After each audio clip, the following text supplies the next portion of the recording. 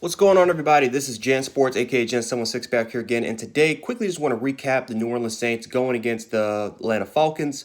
Of course, the Saints pulling a dub, 21-16. And man, this was a pretty good game to watch, man. Really, really good game to watch right here.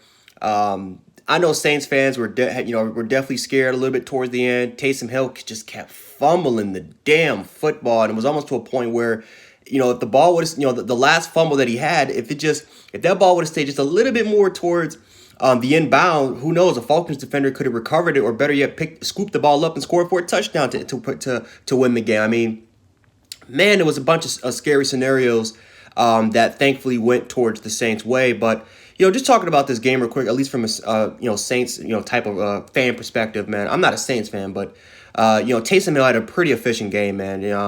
For the most part, as far as throwing the football, running the football wise, he was excellent. 83 yards rushing, but 3 fumbles. I mean, you cannot have that, especially if you're part of this Saints football team. You just can't have that. Now, they're the first team to clinch a playoff spot, but like I said again, guys, the Saints were going to clinch the playoffs anyway. I mean, they were going to clinch anyway, but this could have been the game right here with those fumbles that Taysom Hill had that you can kind of look back towards and say, well, the Falcons just had more opportunities to recover some of those fumbles. The Falcons could have won this football game, and you're fighting for that number one seed. This is the one year where you need that number one seed this year, in my opinion.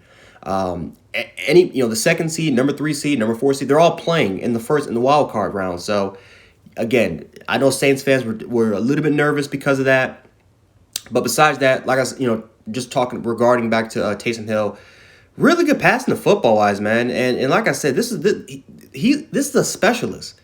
The Saints got him as a specialist. He's a guy that does wildcat. He does some trick plays here and there, but this is a specialist. And the fact that he's going out there as a number 2 quarterback, hasn't really thrown the ball a lot. And, what he's done since Drew Brees has gotten hurt, he's just gone in there and he's just done the best that he can be. I mean, I'm going to be honest. I think this was his best passing day that we've seen from Taysom Hill so far. He was very, very efficient, very comfortable in the pocket. Was able to make reads, was able to make adjustments to what the defenses were kind of giving him. I thought Taysom Hill especially in the first half, played really well, in my opinion. Again, the fumbles when he took off and when he ran, I mean, the fumbles that he had in this game are unacceptable. You can't have 3 fumbles and expect to beat some of the better teams in football. But however, like I said again, I think that's a problem that I think can be fixed. It's a tendency that can definitely lead up to a bad scenario or bad situation, but it's something that can be fixed. Besides that, though, I think Taysom Hill is a guy that is going to look at the film. He's going to look at some of the things that he did wrong, some of the defenses that gave him that kind of caused him the most trouble. I think he can, and I definitely think he can adjust. I got to give props to Sean Payton, whoever the Saints quarterback coach and their offensive coordinator is. I mean, just huge props to what they've done so far to Taysom Hill. Michael Thomas, the connection between him and Michael Thomas was extremely good this football game, and the connection between literally his receivers, especially guys like Jared Cook to Taysom Hill, were extremely good today. The running game was dominant. I mean, besides really Taysom Hill running the football, Alvin Kamara had over 88 yards rushing. I know he had that big explosive run for like 30-something yards, but Alvin Kamara Alvin Kamara's doing Alvin Kamara things. The Saints were just able to establish the ground game. That's kind of been their success since Drew Brees has been gone, is that they've ran the ball extremely well. At least on the offensive side of the ball. Again, passing-wise, they haven't been the best, but they don't really need it. As long as they can run the football and they can focus and establish a great defense that we've seen the Saints kind of play since Drew Brees has been out, the Saints are going to be fine, man. Their defense was, I felt so bad for Matt Ryan today. I felt so bad for Matt Ryan because he got punished. Guys like Cameron Jordan, I forgot some of these other players' names, but this Saints defensive line was getting after it, man. They sent a lot of exotic blitz packages. I mean, the pressure on Matt Ryan today was, it was awful. They got this guy so many damn times. The protection wasn't there. The confusion really wasn't there. I mean, the confusion was definitely there for the Falcons offensive line, but they just got overpowered. I mean, this defensive line really dictated the entire game. It was actually kind of sad. Now, I will say this: the Falcons offensive line did get better in the second half, especially during that late stretch after they were down 21-9. They got better.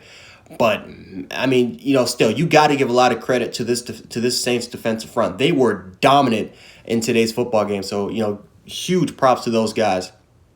I feel like the linebacking, defensive line, linebacking cores for the most part were again really good. Again, the second half stretch where Julio Jones and Calvin really started to get off a little bit when the Falcons started to make that late, reverse Uno type of type of touch to the New Orleans Saints. I mean, it was almost there. The Falcons literally almost pulled the game off, but at the end of the day, the Saints defense came clutch at the end of the day, despite Taysom Hill literally almost giving the game away when he fumbled. If that ball never went out of bounds, the Falcons that's a scoop and score. But the Saints came clutch at the end of the day, and they were able to just get the job done. For the Falcons, man, this is a hurtful loss because I know a lot of Falcons fans are feeling that they should have won this football game if they just would have not played a better first half. And again, some of the luck that ended up going to the Saints as far as those fumbles and as far as just some of the other opportunities that happened in this game, it definitely could have went the Falcons' way. But that's just football at the end of the day, and the Falcons they've been a team that honestly should be in the playoff. They should be in the playoff discussion. They should honestly have 7 or 8 wins this year.